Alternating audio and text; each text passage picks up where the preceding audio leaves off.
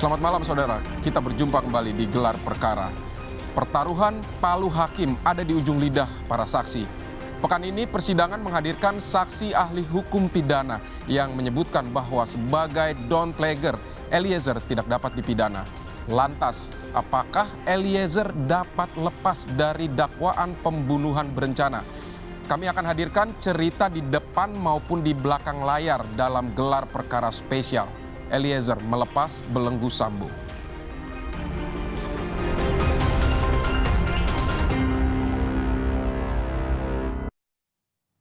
Persidangan kasus pembunuhan Brigadir Yosua Huta Barat terus bergulir.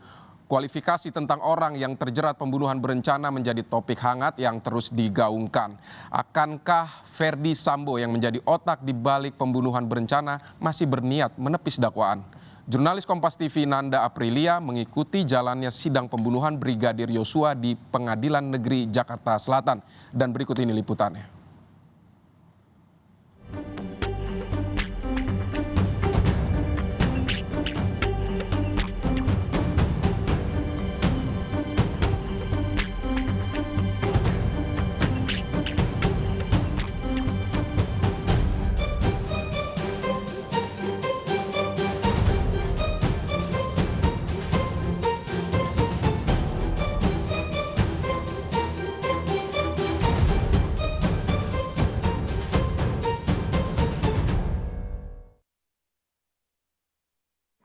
Saudara, pembunuhan berencana merupakan delik dakwaan yang menjerat mantan Jenderal Bintang 2 Ferdi Sambo. Tentunya tak main-main hukuman menghantui dia yang terjerat dalam kasus ini. Dalam agenda sidang dengan terdakwa Ferdi Sambo yang menghadirkan hukum pidana, pihak kuasa Ferdi Sambo begitu menguliti informasi terkait kualifikasi pembunuhan berencana. Apakah ada upaya dari pihak Ferdi Sambo untuk mengubah landasan dakwaan yang ditujukan kepadanya? Menolak keberatan dari penasihat hukum terdakwa Ferdi Sambo SH SIK MH untuk seluruhnya. Memerintahkan penuntut umum untuk melanjutkan pemeriksaan perkara nomor 796/B/2022 PN Jakarta Selatan atas nama terdakwa Ferdi Sambo SH SIK MH tersebut di atas. Awal mula persidangan kasus pembunuhan berencana, Ferdi Sambo sempat menolak dakwaan berat yang dituduhkan kepadanya lewat ajukan eksepsi. Namun, berujung ditolak majelis hakim. Bagai terbayang dengan dakwaan pembunuhan berencana, pihak Ferdi Sambo terus menyoroti akan dakwaan tersebut dan menggali informasi secara spesifik kepada ahli hukum pidana yang dihadirkan pihaknya di muka persidangan. Dari hasil gali informasi, kuasa hukum Ferdi Sambo didapati dari 2 pasal tindak pembunuhan ada perbedaan yang signifikan, khususnya terkait sisi kesengajaan dalam pembunuhan berencana. Dapat ahli jelaskan bahwa pasal 338 KUHP dan 340 KUHP adalah pasal-pasal atau aturan yang mengatur tindak pidana menghilangkan nyawa orang lain yang direkonstruksi dengan istilah atau dikenal dengan sebutan tindak pidana pembunuhan.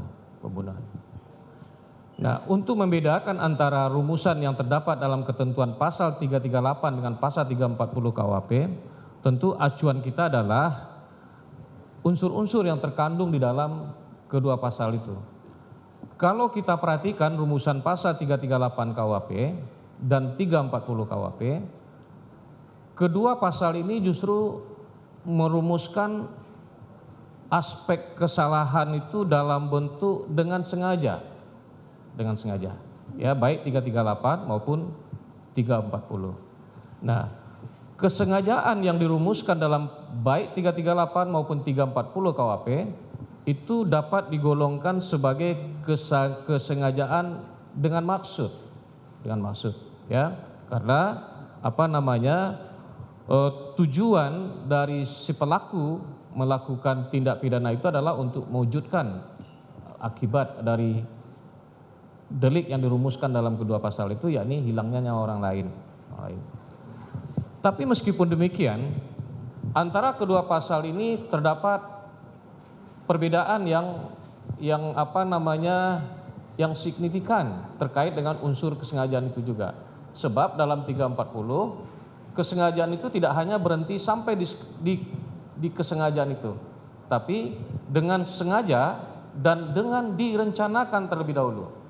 Jadi unsur direncanakan terlebih dahulu ini adalah merupakan unsur pembeda yang sangat elementer antara 340 dan 338. Pembunuhan berencana disebut lebih tersusun baik dan rapih dengan tidak ada patokan jangka waktu. Justru yang menjadi kunci dalam sebuah tindakan pembunuhan berencana ialah adanya sisi ketenangan dari pelaku ketika melakukan tindak tersebut. Baik, kami lanjutkan, Saudara Ahli. Tadi disebutkan soal unsur yang sangat berbeda antara 338 dengan 340. Dengan sebelumnya berencana terlebih dahulu. Andi Hamzah di dalam bukunya bahkan menerjemahkan mord, premeditating itu dengan perenungan. Dia menerjemahkannya dengan perenungan. Bisa Saudara Ahli jelaskan apa sebenarnya yang dimaksud dengan makna berencana ini dan apa ukuran-ukuran kriteria sehingga kita bisa mengkualifikasikan bahwa ini adalah bagian dari unsur berencana. Silakan, Prof. Baik, mohon izin Yang Mulia.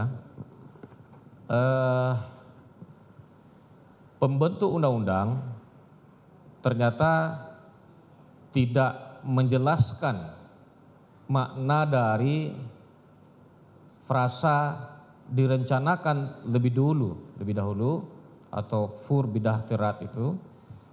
Nah, oleh karena itu pada ketika pembentuk undang-undang tidak merumuskannya, maka tentu kita harus melihat ke dalam teori atau pendapat dari para ahli terkemuka. Kemudian kita juga bisa melihat ke dalam putusan-putusan pengadilan yang sudah menjadi jurisprudensi konstan yang diikuti oleh hakim-hakim berikutnya pada ketika mengadili perkara yang sama. Nah, dalam penelusuran terhadap berbagai literatur dan putusan-putusan hakim, terungkap bahwa yang dimaksud dengan direncanakan lebih dahulu atau fur bidah tirat itu adalah minimal harus memenuhi 3 unsur atau 3 syarat. Yang pertama adalah bahwa kehendak untuk melakukan perbuatan itu harus diputuskan dalam suasana tenang, ya. Itu yang pertama.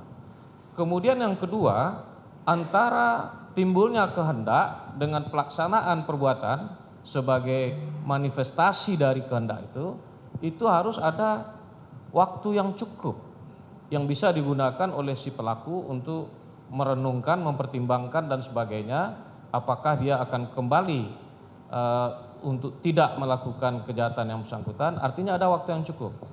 Nah, barangkali nanti mungkin perdebatannya terkait dengan suasana tenang dan waktu yang cukup itu.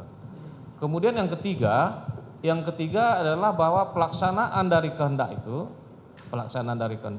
harus juga dilaksanakan dalam suasana tenang, dalam keadaan tenang. Demikian. Dari kesaksian ahli, klasifikasi dalam pembunuhan berencana membutuhkan 2 alat bukti. Namun, di persidangan pihak Ferdi Sambo pun mempertanyakan salah satu bukti jaksa penuntut umum, khususnya terkait hasil tes poligraf atau lie detector.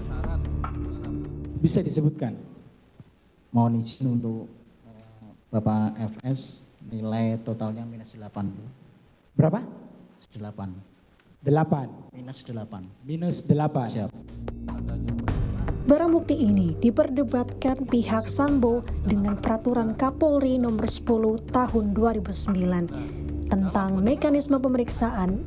Ahli pun memberi tanggapan terkait keabsahan hasil tes poligraf sebagai barang bukti. Dengan poligraf, saya kira ini sesuatu aspek yang masih perlu diperdebatkan lebih lanjut. Kenapa demikian? Apakah hasil poligraf itu merupakan barang bukti atau alat bukti dia? Alat bukti dia.